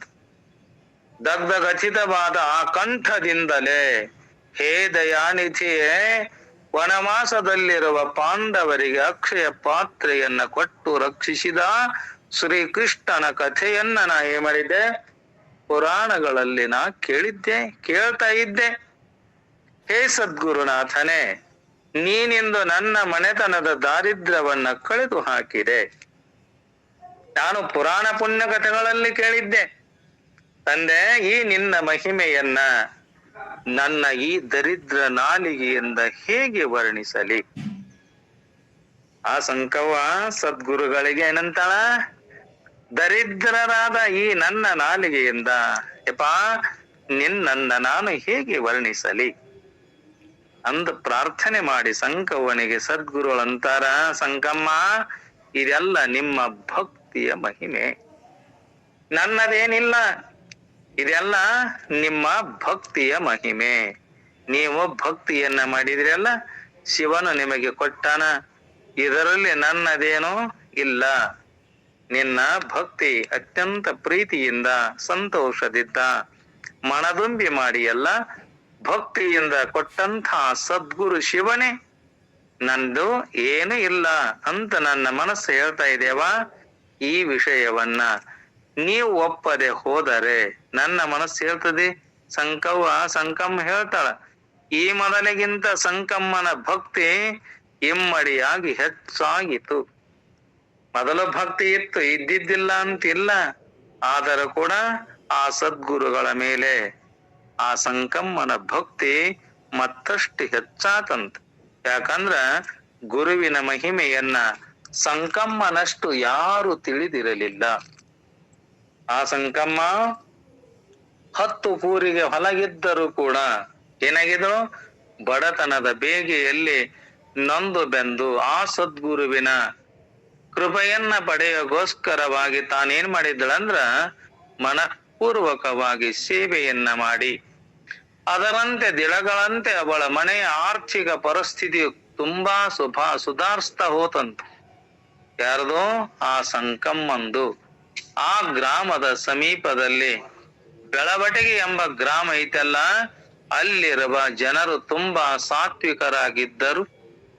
ಅವರು ಶಾಸ್ತ್ರ ಶ್ರವಣ ಮಾಡುವುದಕ್ಕಾಗಿ ಸದ್ಗುರುಗಳನ್ನ ಅತ್ಯಂತ ಸಂಭ್ರಮದಿಂದ ತಮ್ಮೂರಿಗೆ ಕರೆಕೊಂಡು ಹೋಗ್ತಾರೆ. ಯಾರು? ಬೆಳವಟಿಗೆ ಗ್ರಾಮದವರು. ಅಲ್ಲಿ ಒಂದು ವಿಶಾಲವಾದ ಮನೆ, ಅಲ್ಲಿ ವಿಶೇಷವಾಗಿ ವಾಸ ಮಾಡ್ತಾ ಇದ್ರಲ್ಲ. ಯಾಕಂದ್ರೆ ಬಹಳ ದಿನಗಳಿಂದ ಅಲ್ಲೊಂದು ಬ್ರಹ್ಮ ರಾಕ್ಷಸ ವಾಸ ಮಾಡ್ಕೊಂಡಿತ್ತಂತ. ಎಲ್ಲೇ? ಬೆಳವಟಿಗೆ ಎಂಬ ಗ್ರಾಮದಲ್ಲಿ ಒಂದು ಮನೆಯಲ್ಲಿ ಆ ರಾಕ್ಷಸ ವಾಸ ಮಾಡಿಕೊಂಡಿತ್ತು. ಅದು ಅಲ್ಲಿ ಇದ್ದವರನ್ನ ಪರಿಪರಿಯಾಗಿ ಕಾಡ್ತಾ ಇತ್ತಂತ. ಮನೆಯಾಗ ಯಾರೇ ವಾಸ ಮಾಡಿದ್ರಲ್ಲ, ಆ ಬ್ರಹ್ಮ ರಾಕ್ಷಸ ಇದ್ದಂತ ಮನೆಯೊಳಗ ಎಲ್ಲರನ್ನ ನಾನಾ ತರವಾಗಿ ಆ ರಾಕ್ಷಸ ಕಾಡ್ತಿತ್ತಂತ. ಇದರಿಂದ ಅದು ರಾಕ್ಷಸನ ಮನೆ ಎಂದು ಪ್ರಖ್ಯಾತ ಆಗಿತ್ತಂತ. ಅದಕ್ಕೆ ಏನಂತ ಇಟ್ಟಿದ್ರ ಹೆಸರು? ಇದು ರಾಕ್ಷಸನ ಮನೆ ಅಂತ ಪ್ರಖ್ಯಾತ ಆಗಿತ್ತಂತ. ಸದ್ಗುರುಗಳ ಇಳಿದುಕೊಳ್ಳಲು ಅದೇ ಪ್ರಶಸ್ತವೆಂದು ನಿಶ್ಚಯ ಆತಂತ. ನೋಡು, ಈ ಸದ್ಗುರುಗಳನ್ನ ಕರ್ಕೊಂಬಂದೇವಲ್ಲ, ಶಾಸ್ತ್ರ ಹೇಳುವಗೋಸ್ಕರವಾಗಿ ಮನೆ ದೊಡ್ಡದಿದೆ. ಇಂಥ ಮನೆಯಲ್ಲಿ ಆ ಸದ್ಗುರುವಿನನ್ನ ಇಲ್ಲೇ ಅವರು ವಾಸ ಆಗಲಿ ಅಂತೇಳಿ ನಿಶ್ಚಯ ಮಾಡಿ, ಯಾಕಂದ್ರ ಸಾಕಷ್ಟು ಜನರು ಕುಳಿತು ಶಾಸ್ತ್ರ ಕೇಳಲು ಮಲಗಲು ಅಲ್ಲೇನಿತ್ತು, ದೊಡ್ಡ ಮನೆ ಅವಕಾಶ ಇತ್ತು. ಸದ್ಗುರುಗಳು ಕೂಡ ಅಲ್ಲೇ ವಾಸ ಮಾಡಕ್ ಹತ್ತಿದ್ರಂತ. ಯಾಕ ಮನಿ ದೊಡ್ಡದೈತಿ, ಎಲ್ಲರಿಗೂ ಕುಂದ್ರಾಕ ನಿಂದ್ರಾಕ ಇಂಬೈತಿ ಅಂತ ಕೂಡ ಆ ಸದ್ಗುರುನಾಥರು ಕೂಡ ಅಲ್ಲೇ ಉಳ್ಕೊಂಡು ಎಲ್ಲರಿಗೂ ಬಂದಂತ ಭಕ್ತರಿಗೆ ಶಾಸ್ತ್ರವನ್ನ ಹೇಳ್ತಿದ್ರಂತ. ಹಲವು ಮಾತೇನು ನೀನೊಲಿದು ಪಾದವನಿಟ್ಟ ನೆಲವೇ ಸುಕ್ಷೇತ್ರ, ಜಲವೇ ಪಾವನ ತೀರ್ಥ, ಸುಲಭ ಶ್ರೀ ಗುರುವೇ ಕೃಪೆಯಾಗು. ಶ್ರೀ ಸದ್ಗುರುಗಳು ಪಾದವನಿರಿಸಿದ ನೆಲ ಸುಕ್ಷೇತ್ರ. ಅದೇನೈತೆ? ಅವರು ಹೋಗಿ ಇಳಿಸಿದ ಮನೆ ರಾಕ್ಷಸನ ವಾಸ, ರಾಕ್ಷಸ ವಾಸ ಮಾಡತಕ್ಕಂಥ ಮನೆ. ಮನೆ ಎಲ್ಲ ದೊಡ್ಡದಿದೆ ಖರೆ, ಆ ಮನೆಯಲ್ಲಿ ಯಾರದಾರಂದ್ರೂ ಕೂಡ ಅವರು ಸುಖವಾಗಿ ಇಲ್ಲ, ಆರೋಗ್ಯದಿಂದಿಲ್ಲ. ಯಾವ ಹೊತ್ತಿನಲ್ಲಿ ಆ ರಾಕ್ಷಸ ಯಾರನ್ನ ಹೆಂಗ ಕಾಡ್ತಿತ್ತೋ ಗೊತ್ತಿಲ್ಲ. ಅಲ್ಲಿರುವ ಜಲವು ಪಾವನ ತೀರ್ಥ. ಯಾಗ ಆ ಸದ್ಗುರು ಪಾದ ಇಟ್ಟಾಗ ಜಲ ಪಾವನ ತೀರ್ಥ ಎಂಬಂತೆ ಸದ್ಗುರುಗಳ ಲಿಂಗಾರ್ಚನೆ, ಜಪ ಅನುಷ್ಠಾನ, ಶಾಸ್ತ್ರ ಪ್ರವಚನಗಳಿಂದ ಆ ಮನೆ ಒಂದು ತೀರ್ಥ ಕ್ಷೇತ್ರದಂತೆ ಯಾವತ್ತೂ ಜನದಟ್ಟಣೆಯಿಂದ ಕಂಗೊಳಿಸ ಹತ್ತಿತಂತ.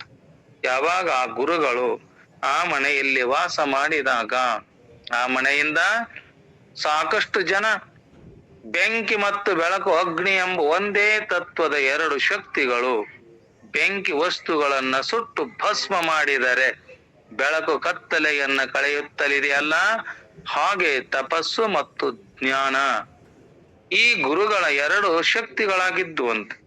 ತಪಸ್ಸು ಪಾಪಿಗಳ ಪಾಪವನ್ನ ಸುಟ್ಟು ಭಸ್ಮ ಮಾಡ್ತಿತ್ತಂತ.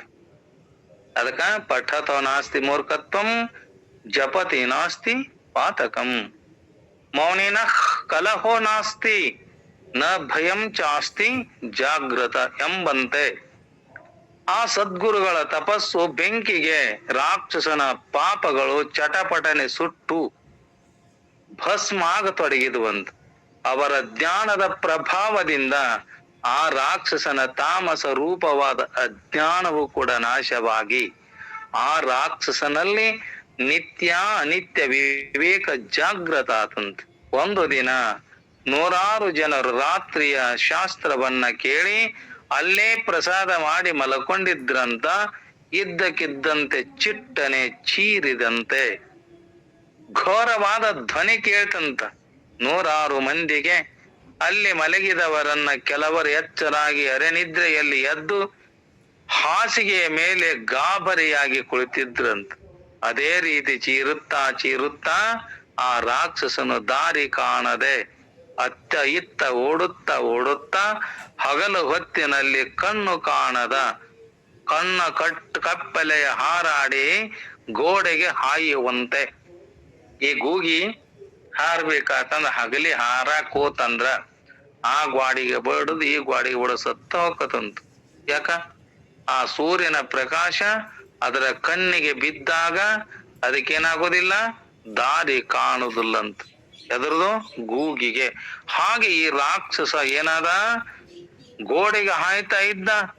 ಆ ರಾಕ್ಷಸ ಅತ್ತ ಇತ್ತ ಓಡಾಡಿ ಜನರನ್ನ ಸಿಕ್ಕಾಪಟ್ಟಿ ತುಳಿದಾಡ್ತಾ ಚೀರಾಡ್ತಾ ಇತ್ತಂತ. ಕಡೆಗೆ ಗೋಡೆಯನ್ನ ಒಡೆದು ಓಡಿ ಹೋಗಿ, ಗೋಡೆ ಕೆಡಿತಂತ, ಮನೆ ಇದ್ದ ಗೋಡೆಯನ್ನ ಕೆಡವಿ ಓಡಿ ಹೋತಂತ. ಆ ಗದ್ದಲಕ್ಕೆ ಎಚ್ಚರಾದ ಜನರು ಎದ್ದು ಏನು ತಿಳಿಯದರಾಗಿ ಗೋಳು ಧ್ವನಿ ತೆಗೆದು ಅಳುತ್ತಿಲಿದ್ರಂತ. ಅಯ್ಯೋ, ನಾವು ಇಲ್ಲಿ ಬಂದೇವಿ, ಇಂಥ ಮನೆಗೆ ಬಂದೇವಲ್ಲ, ಇಂಥ ಮನೆಯಲ್ಲಿ ಇಂಥದ್ದೇನಿದು ಅಂತ ಅಳಕತ್ತಿದ್ರಂತ. ಆ ಧ್ವನಿಯನ್ನ ಕೇಳಿ ಏಕಾಂತ ಕೋಣೆಯಲ್ಲಿ ಮಲಗಿದ್ದ ಸದ್ಗುರುಗಳು ಹೊರಗೆ ಬಂದು ಏನಂತಾರ, ಜನರ ಚೀರಾಟಕ್ಕೆ ಕಾರಣ ಏನಂತ ಕೇಳ್ತಾರೆ. ಯಾಕಪ್ಪ ಯಾಕೆ ಚೀರಾಡ್ತೀರಿ? ಆಗ ಅಲ್ಲಿರುವ ಜನರು ಹೇಳ್ತಾರೆ, ಗುರುಗಳೇ, ನಾವೆಲ್ಲರೂ ನಿದ್ರೆ ಹತ್ಯೆ ಮಲಗಿದಾಗ ಯಾರೋ ಚಿಟ್ಟನೆ ಚೀರಿದಂತಾತು. ನಮ್ಮಲ್ಲಿ ಕೆಲವರು ಎದ್ದು ಕುಳಿತೀವಿ ಕಡೆ, ಆದ್ರ ನಮಗೆ ಪೂರ್ಣ ಎಚ್ಚರ ಆಗಲಿಲ್ಲ. ಯಾರೋ ಒಬ್ಬರು ಚೀರಾಡ್ತಾ ಅತ್ತ ಇತ್ತ ಓಡಾಡುವಂತೆ ಭಾಸ ಹಾಕಿತ್ತಪ್ಪ. ಆಗ ನಾವು ದೀಪ ಹಚ್ಚಿ ನೋಡುವಷ್ಟರಲ್ಲಿ ಗೋಡೆ ಒಡೆದು ಶಬ್ದವಾಯಿತು. ಆ ಮನೆಯ ಗೋಡೆ ಒಡೆದು ಹೋತಂತ. ಅವಾಗಂದಾಗ ಅಲ್ಲೇ ನಿಜವಾಗಿ ಗೋಡೆ ಒಡೆದಿತ್ತು. ಅಷ್ಟರಲ್ಲಿ ಒಬ್ಬ, ಗುರುಗಳೇ, ಓಡಿದ್ದು ಮತ್ತಾರು ಅಲ್ಲ, ಈ ಮನೆಯಲ್ಲಿ ಹಲವಾರು ವರ್ಷ ವಾಸ ಮಾಡಿಕೊಂಡಿದ್ದ ರಾಕ್ಷಸನೇ. ಏನ್ ಮಾಡ್ಯಾನ? ಗೋಡೆ ಒಡೆದು ಓಡಿ ಹೊರಗೆ ಹೋಗ್ಯಾನ ಅಂತ ಹೇಳಿದ. ಸದ್ಗುರುವೇ, ಇದೆಲ್ಲ ನಿಮ್ಮ ಪಾದ ಮಹಿಮೆ. ಯಪ್ಪ, ಇದು ಅನಂತ ಜನ್ಮದಲ್ಲಿ ಏನಾಗಿತ್ತು? ಈ ಮನೆಯಲ್ಲಿ ವಾಸ ಮಾಡ್ಯಾರಂದಾಗ ಎಲ್ಲರಿಗೂ ಕೂಡ ತೊಂದರೆಯನ್ನ ಕೊಡುತ್ತಿತ್ತು ಆ ರಾಕ್ಷಸ. ಇದೊಂದು ದೊಡ್ಡ ಪಿಶಾಚಿ. ಈ ಬ್ರಹ್ಮ ರಾಕ್ಷಸವೇ ಈ ಮನೆಯಲ್ಲಿ ವಾಸ ಮಾಡ್ಕೊಂಡಿತ್ತಲ್ಲ. ನಿಮ್ಮ ತಪೋ ಮಹಿಮೆಯಿಂದ ಆ ಪಿಶಾಚಿ ಓಡಿ ಹೋಯಿತು ಅಂದ್ರು. ಅದಕ್ಕ ಗುರುಗಳು ಹೇಳ್ತಾರ, ಹೇ ಸದ್ಭಕ್ತರೇ ಕೇಳ್ರಿ. ಭೂಮಿ, ನೀರು, ಬೆಂಕಿ, ಗಾಳಿ, ಆಕಾಶಗಳೆಂಬ ಪಂಚಭೂತಗಳದವಲ್ಲ, ದೇಹ ರೂಪದಿಂದ ಈ ಜೀವನನ್ನ ಬಡೆದುಕೊಂಡು ತಾನಲ್ಲದ ನಾಮ, ಜಾತಿ, ಕುಲ, ಗೋತ್ರಗಳ ಹೆಸರನ್ನ ಹೇಳ್ತಾ ತಾನಲ್ಲದ ದೇಹವೇ ತಾನೆಂಬ ಭ್ರಾಂತಿಯನ್ನ ಹುಟ್ಟಿಸಿ ಅನಂತ ಜನ್ಮಂಗಗಳಲ್ಲಿ ತಿರುಗಿಸುತ್ತಾ ಸಾಗುತ್ತಾ ಇದೆಯಲ್ಲ. 84 ಲಕ್ಷ ಯೋನಿಗಳಲ್ಲಿ ಸಂಚರಿಸಿದರೂ ಕೂಡ ಇದರ ಹಸಿವು ಹಿಂಗಲಿಲ್ಲ. ಏನಾಗೈತಿದು? ಇದರ ಹಸಿವು ಹಿಂಗಿಲ್ಲ. ಭೂತವ ಕೂಡಿ ಅದ್ಭುತವಾಗಿತ್ತು. ಕೆಚ್ಚು ಕೂಡಿತ್ತು, ನೀರು ನೀರಡಿಸಿತ್ತು.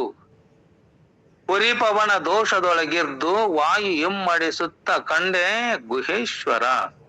ಅಲ್ಲಮ ಪ್ರಭುಗಳು ಕೇಳ್ತಾರೆ ನೋಡೋ, ಅಲ್ಲಮ ಪ್ರಭುಗಳು ಹೇಳ್ತಾರಲ್ಲ, ಇಲ್ಲಿ ಭೂತವು ಕೂಡಿ ಅದ್ಭುತವಾಗಿದೆ ಅಂದ್ರ ಪ್ರಕೃತಿಯಿಂದ ರೂಪಗೊಂಡ ಆಕಾಶಾದಿ ಪಂಚ ಮಹಾಭೂತಗಳು ಪಂಚೀಕರಣದಿಂದ ಈ ದೇಹ ನಿರ್ಮಾಣಗೊಂಡಿದೆಯಲ್ಲ, ಇದರ ರಚನೆಯಾಗಿದೆ.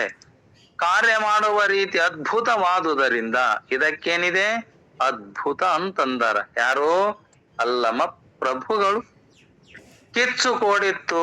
ಕೋಡು ಎಂದರೆ ತನ್ನಗಾಗುವಂದರೆ ಕಿಚ್ಚಿನ ಪ್ರಖರತೆ ಕಡಿಮೆಯಾಗಿತ್ತು. ಅಂದ್ರ ಈ ಭೌತಿಕ ದೇಹವನ್ನ ಪ್ರವೇಶಿಸಿದ ಜೀವಾತ್ಮ ಮೂಲತಃ ಜ್ಞಾನ ಸ್ವರೂಪನಾಗಿರುವುದರಿಂದ ಅವನ ಕಿಚ್ಚಿನ ಸದೃಶ ಅಂದ್ರ ಪ್ರಕಾಶಮಾನನಾಗಿದ್ದರೂ ಕೂಡ ಈ ಮಾಯಿಕ ದೇಹದ ಸಂಸರ್ಗದಿಂದ ಅದನ್ನ ಕಳೆದುಕೊಂಡನಲ್ಲ. ಅಂದ್ರ ತನ್ನ ಮೂಲ ಸ್ವರೂಪವನ್ನ ಮರ್ತಾನ. ಪ್ರಭುಗಳು ಕಿಚ್ಚು ಕೊಡಿತ್ತು ಅಂತ ಹೇಳರಲ್ಲ. ನೀರು ನೀರಡಿಸಿತ್ತು.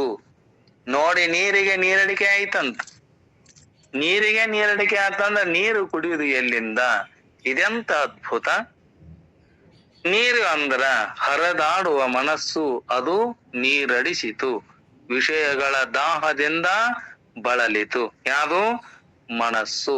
ಆ ಮನಸ್ಸಿನಲ್ಲಿ ಪೂರೈಸಲಾಗದ ಬಯಕೆಗಳು, ತುಂಬಲಾಗದ ಅತೃಪ್ತಿ, ಅದಕ್ಕ ನೀರೇ ನೀರಡಿಸಿದಂತಾಗಿದೆ ಅಂತ ಹೇಳ್ತಾರಲ್ಲ. ನೀರಿಗೆ ನೀರಡಿಕೆಯಾದರೆ ಆ ದಾಹವನ್ನ ತಣಿಸುವುದೆಂತು? ನೀರಡಿಸೈತಂದಾಗ ಮತ್ಯಾವ ನೀರು ಕುಡ್ದಾಗ ಆ ತೃಷೆ ಬಾಧೆ ಯಾವಾಗ ಹಾದೀತು? ಅದಕ್ಕ ಜೀವನು ತನ್ನ ದಾಹಗಳನ್ನ ಪೂರೈಸಲಾಗದೆ ಒದ್ದಾಡ್ತಾನಲ್ಲ. ಹೊಟ್ಟೆಯ ಹಸಿವು ಏನಾಗಿದೆ? ಹೊಟ್ಟೆ ಹಸಿವು ಹಿಂಗಿತ್ತು. ಆದ್ರ ಮನಸ್ಸಿನ ಹಸಿವು ಹಿಂಗಲಾರದು. ಹೊಟ್ಟೆಗೆ ಅನ್ನವನ್ನ ಹಾಕಿದಾಗ ಅದರ ಹಸಿವು ಹಿಂಗಿತು ಕರೆ, ಆದರೆ ಮನಸ್ಸಿನ ಹಸಿವು ಹಿಂಗಲಾರದು. ಉರಿ ಪವನ ದೋಷದೊಳಗಿರ್ದು ಉರಿ ಅಂದರೆ ಸಂಸಾರಿಕ ತಾಪ, ಪವನ ದೋಷವೆಂದರೆ ಚಾಂಚಲ್ಯ. ಈ ಸಂಸಾರಿಕ ತಾಪಕ್ಕೆ ಮನಸ್ಸಿನ ಚಾಂಚಲ್ಯವೇ ಕಾರಣ ಅಂತ ಅಲ್ಲಮ ಪ್ರಭು ದೇವರು ಹೇಳ್ತಾರಲ್ಲ. ಇದು ಹೇಳಿದ ದುಃಖ ಸೂತ್ರ. ವಾಯು ಇಮ್ಮಡಿಸಿತ್ತು ಕಂಡೆ ಗುಹೇಶ್ವರ. ಸಂಸಾರಿಕ ದಾಹ, ಆ ದಾಹದಿಂದುಂಟಾಗುವ ತಾಪ ಹೆಚ್ಚಿದಷ್ಟು ಮನದ ಚಾಂಚಲ್ಯ ಹೆಚ್ಚಕ್ಕದಂತ. ಮನದ ಚಾಂಚಲ್ಯ ಹೆಚ್ಚಿದಷ್ಟು ದುಃಖದ ತಾಪಮಾನ ಏರ್ದದಂತ. ಇದೊಂದು ವಿಷಚಕ್ರ. 84 ಲಕ್ಷವಾದ ಈ ವಿಷಚಕ್ರಕ್ಕೆ ಕೊನೆ ಇಲ್ಲ. ಅಂಡಜ 21 ಲಕ್ಷ, ಪಿಂಡಜ 21 ಲಕ್ಷ, ಉದ್ಭಿಜ್ಯ 21 ಲಕ್ಷ, ಸ್ವೇದಜ 21 ಲಕ್ಷ. ಇದು ಚಾಂಚಲ್ಯತೆ ಇತ್ತಂದ್ರ, ತಾಪಮೇನ್ ಇತ್ತಂದ್ರ ಎಷ್ಟು ಚಕ್ರದಲ್ಲಿ ತಿರುಗಿದರೂ ಕೂಡ ಈ ವಿಷಚಕ್ರಕ್ಕೆ ಏನಿಲ್ಲ, ಕೊನೆ ಇಲ್ಲ. ಅದರಲ್ಲಿ ಸಿಲುಕಿದ ಜೀವನಿಗೆ ನೆಲೆ ಇಲ್ಲ. ಅದಕ್ಕೆ ನಾವೇನ್ ಮಾಡ್ಬೇಕು? ಅಂತ ಕಿಚ್ಚಿನಲ್ಲಿ, ಅಂತ ಜೀವ ನೆಲೆಯಲ್ಲಿ ನಾವೇನಾಗಬಾರದು, ಸಿಲುಕಬಾರದಂತ. ಈ ವಿಷ ಚಕ್ರವನ್ನ ಕಂಡಾರಲ್ಲ ಅಲ್ಲಮ ಪ್ರಭುಗಳು. ದುಷ್ಟನಾದವನು ದೃಶ್ಯ ವಸ್ತುಗಿಂತ ಬೇರೆ ಆಗ್ಯಾನ. ಈ ದೃಶ್ಯ ಪದಾರ್ಥಗಳನ್ನ ಅರಿಯುವ ದೃಷ್ಟ ಅವುಗಳಕ್ಕಿಂತ ಹೆಂಗಾಗ್ಯಾನವ, ಬೇರೆ ಅದಾನ. ಅಲ್ಲಮ ಪ್ರಭುಗಳಂತೆ ಈ ಅದ್ಭುತವನ್ನ ನಾವು ನೋಡುವವರಾಗಬೇಕೇ ವಿನಃ ಅದರಲ್ಲಿ ಕೂಡುವವರಾಗಬಾರದು. ಕಣ್ಣಿಂದ ನೋಡಬೇಕು ಕರೆ, ನೋಡಿದೆವು ನೋಡದಂತೆ, ಕೇಳಿಯೋ ಕೇಳದಂತೆ. ಅದರಿಂದ ಕೂಡ ಏನಿರ್ಬೇಕು, ಬೇರೆಯಾಗಿ ಇರಬೇಕಂತ.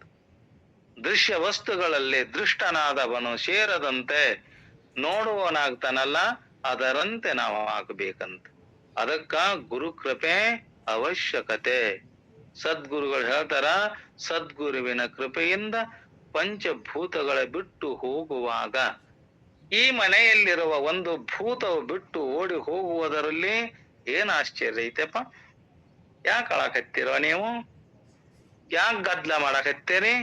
ಅವಾಗಂದಾಗ ಸದ್ಭಕ್ತರು ಗುರುಗಳ ಜೇಕಾರ ಮಾಡಿ ಈ ಗ್ರಾಮದಲ್ಲಿ ಪ್ರತಿನಿತ್ಯ ಕೂಡ ಭಜನೆ, ಶಾಸ್ತ್ರ ಚಿಂತನೆ, ನಿತ್ಯ ದಾಸೋಹ, ಅನ್ನದಾನಗಳು ಯಾವತ್ತು ಕೂಡ ನಡೆಯಕತ್ತಿದ್ವಂತ.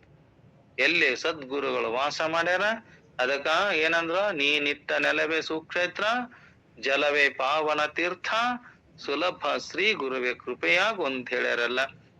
ಹೀಗೆ ನಡೆಯುವಾಗ ಆ ಗ್ರಾಮದಲ್ಲಿ ಒಂದು ದೊಡ್ಡ ಸಮಸ್ಯೆ ಇತ್ತಂತ. ಅದೇನಂದ್ರ, ಆ ಗ್ರಾಮದಲ್ಲಿ ನೀರೇ ಸಿಗ್ತಿದ್ದಿಲ್ಲ.